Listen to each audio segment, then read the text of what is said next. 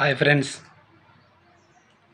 August 20 ప్రపంచ దోమల దినం.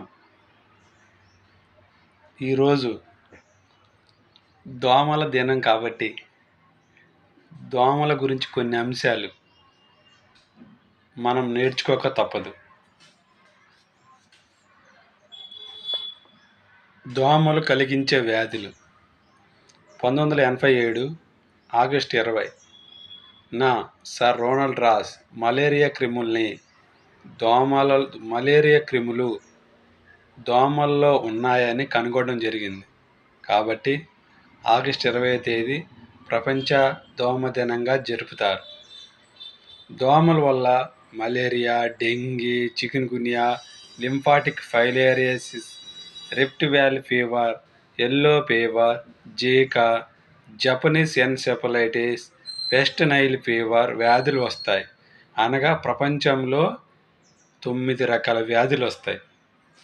అలాగే భారతదేశంలో చూద్దాం. భారతదేశంలో మలేరియా, ఫైలేరియా, మెదడువాపు, డెంగీ, చికెన్ గున్యా, జికా వ్యాధులు ఎక్కువ. అంటే 6 రకాల వ్యాధులు ఇండియాలో ఎక్కువ.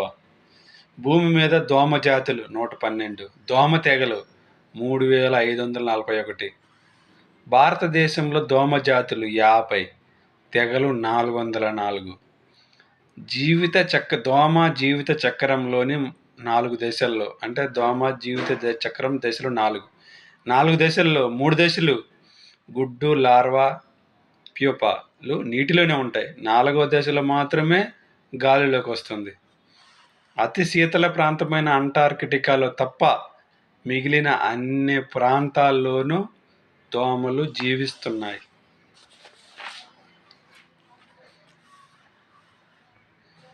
ఇవి దాదాపు డైనోసార్ కాలం నుంచే, అంటే 25 కోట్ల సంవత్సరాల నుంచే భూమి మీద జీవిస్తూ ఉన్నాయి. భూమి మీద మిగిలిన ప్రదేశాలతో పోల్చుకుంటే ఉష్ణమండల ప్రదేశాల్లో నీరు ఎక్కువగా నిల్వ ఉండే చోట దోమల బెడద ఎక్కువగా ఉంటుంది. అసలు నీరే లేని చోట, నీరు ప్రవహించే చోట దోమలు మనుగడ సాగించలేవు. నిల్వ నీరు ఉన్న ప్రదేశాలే దోమలకు సురక్షితమైన స్థావరాలు. మన దేశంలో ఎక్కువ రాష్ట్రాలు ఉష్ణమండల ప్రదేశాలే. ఇక్కడ వాతావరణం దోమల విజృంభణకు చాలా అనుకూలంగా ఉంటుంది. దోమల సగటు ఆయు ప్రమాణం తక్కువే. శాకాహారులైన మగజాతి దోమలు చెట్లు, చేమలపై ఆధారపడి 10 రోజులు మాత్రమే జీవిస్తాయి. శాకాహారులైన మగజాతి దోమలు చెట్లు, చేమలపై ఆధారపడి 10 రోజులు మాత్రమే జీవిస్తాయి. రక్తాహారులైన ఆడజాతి దోమలు పెద్ద, చిన్న, ఆడ, మగ తేడా లేకుండా అందరిని కుట్టి రక్తం పీల్చుకొని తమ సంతానాన్ని వృద్ధి చేసుకుంటాయి.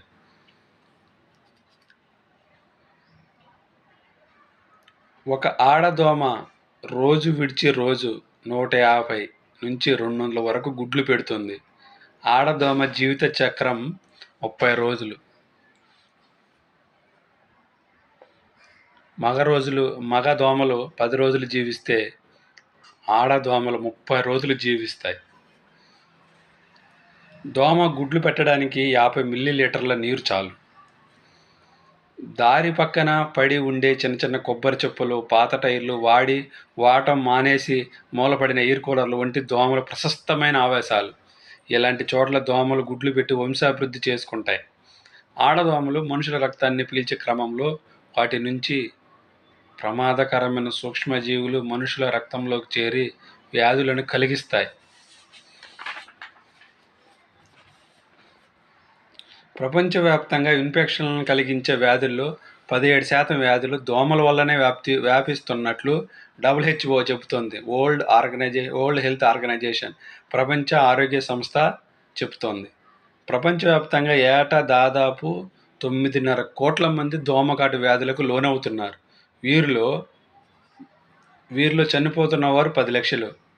దోమకాటు 10 కోట్లు అయితే మరణాలు 10 లక్షలు. వారిలో ఈ 10 లక్షల్లో అత్యధికంగా దాదాపు ఎక్కువగా చనిపోతున్న మలేరియా వల్ల 4 లక్షలు. అంటే మరణాల్లో సగం మలేరియాల వల్ల. డెంగ్యూ వల్ల అయితే 40,000 మంది చనిపోతున్నారు. వీటి వల్ల మరణాల బారిన పడిన వారిలో 5 ఏళ్లలోపు చిన్నారులు ఎక్కువగా ఉంటున్నారు. మలేరియా గురించి చదువుకుందాం. మలేరియా గురించి తెలుసుకుందాం. సంవత్సరంలో ఏటా 10 లక్షల మంది దోమల వల్ల చనిపోతుంటే, అందులో మలేరియా వల్ల 4 లక్షల మంది చనిపోతున్నారు. కాబట్టి మలేరియా గురించి తెలుసుకుందాం. ఈ వ్యాధి అనాఫలైస్ దోమ వల్ల వస్తుంది. ఈ దోమ రాత్రి వేళల్లో ఎక్కువగా కనిపిస్తుంది. ఈ దోమల్లో వృద్ధి చెందే ప్లాస్మోడియం అనే ప్రోటోజోవా రకానికి చెందిన సూక్ష్మజీవి కారణంగా మలేరియా వస్తుంది. వీటిలో ఒక రకం జాతికి చెందిన సూక్ష్మజీవి కారణంగా సెరిబ్రల్ మలేరియా వస్తుంది.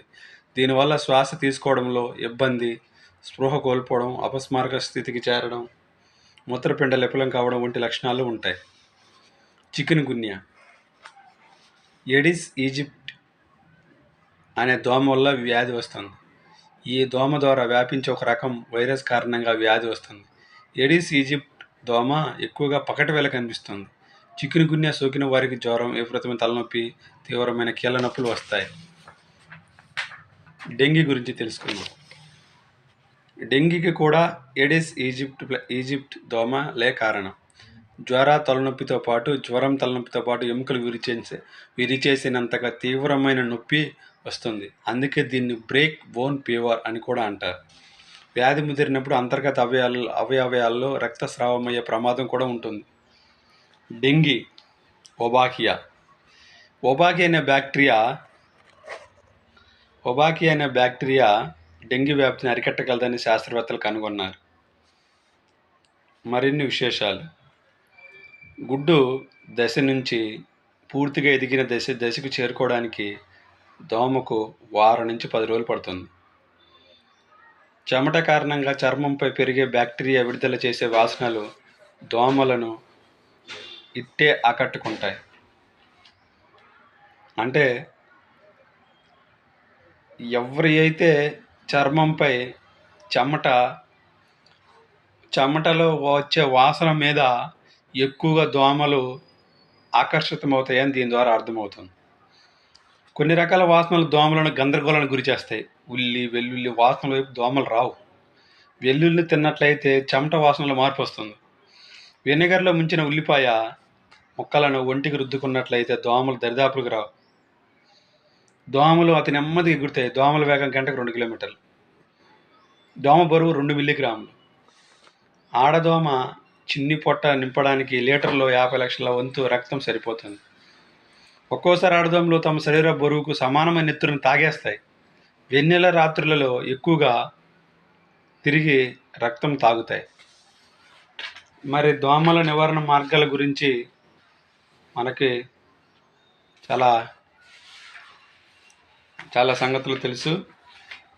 అందులో ఇళ్లలోకి దోమలు రాకుండా దోమతెరలు, మస్కిటో రిపెలెంట్లు వాడాలి. శరీరంపై పూత మందులు కూడా వాడుకోవచ్చు. అదేవిధంగా రాత్రిపూట శరీరాన్ని పూర్తిగా ఉంచేలా నిండుగా దుస్తులు ధరించడం కూడా మంచిది. శుభ్రమైన దుస్తులు ధరించాలి. మన పరిసరాలలో మురుగునీరు లేకుండా చూసుకోవాలి. నీరు నిత్యం ప్రవహించేలా కాలువలను శుభ్రం చేసుకోవాలి. అదేవిధంగా కొన్ని అపోహలు, వాస్తవాలు కూడా చూద్దాం. అపోహ: దోమలన్నీ మనుషులను కొడతాయి. వాస్తవం. ఆడదోమలు మాత్రమే మనుషులను, జంతువులను కొడతాయి. ఆడదోమల పునరుత్పత్తి శక్తి కోసం మనుషుల, జంతువుల రక్తం అవసరం. ఇంకొక అపోహ: కొన్ని రకాల రక్తం అంటేనే దోమలకు ఇష్టం. వాస్తవం ఏంటో తెలుసుకుందాం. ముఖ్యంగా ఓ పాజిటివ్ రక్తం అంటే దోమలకు ఇష్టమని, అందుకే ఆ రక్తం ఉన్న వారిని ఎక్కువ కొడతాయనే ప్రచారం ఉంది. నిజానికి దోమలు ఆకర్షించే రక్తం కాదు, చర్మంపై ఉండే బ్యాక్టీరియా. చర్మంపై కొన్ని రకాల బ్యాక్టీరియా ఉన్న వారిని దోమలు ఎక్కువ కొడతాయి. అపోహ: తెల్ల చర్మం ఉన్న వారిని దోమలు ఎక్కువ కొడతాయని అపోహ ఉంది. వాస్తవం. దోమలు కుట్టినప్పుడు తెల్ల చర్మం ఉండేవారి శరీరంపై దద్దుర్లు ప్రస్ఫుటం కనిపిస్తాయి. దోమల లాలాజలంలో ఉండే ఎంజైమ్ వల్ల దురద పుట్టి దద్దులు ఏర్పడతాయి. దోమలు కుట్టడానికి మనుషుల రంగుతో సంబంధం లేదు. ఇంకొక అపోహ: దోమలన్నీ వ్యాధులను కలిగిస్తాయి. వాస్తవం. ప్రపంచంలో 3600 జాతులకు పైగా దోమలున్నా వీటిలో చాలా జాతులకు చెందిన దోమలు అసలు మనుషుల జోలికి రావు. అయితే మనుషులను కుట్టే జాతులకు చెందిన దోమలు ఎక్కువగా జాతులు వ్యాధులను మోసుకొస్తాయి. అపోహ: గబ్బిలాలను ఆకట్టుకుంటే దోమలను పరారవుతాయి. దోమలను పారదోలాలంటే పెరట్లోకి గబ్బిలాలను రప్పించాలనే ప్రచారం ఉంది. దోమలు, ఈగలు వంటి కీటకాలను గబ్బిలాలు తినడం నిజమే గానీ, అవి దోమలను పూర్తిగా నిర్మూలించలేవు. ఇంకొకటి అపోహ. మనుషుల పరిమాణంతో సంబంధం లేకుండా దోమలు వారిని కుడతాయి. వాస్తవం. చిన్నగా కనిపించే వారి కంటే పెద్దగా కనిపించే మనుషులని దోమలు ఎక్కువగా కుడతాయి. చిన్నపిల్లల కంటే దోమలు పెద్దలను ఎక్కువగా కుడతాయి. పిల్లల కంటే పెద్దలు తమ ఊపిరిలో కార్బన్ డయాక్సైడ్‌ని ఎక్కువగా విడిచిపెడతారు. చాలా దూరం నుంచే కార్బన్ డయాక్సైడ్‌ని పసిగట్టగల దోమలు త్వరగా పెద్దల వైపు ఆకర్షితమవుతాయి. ఓకే. Thank you friends.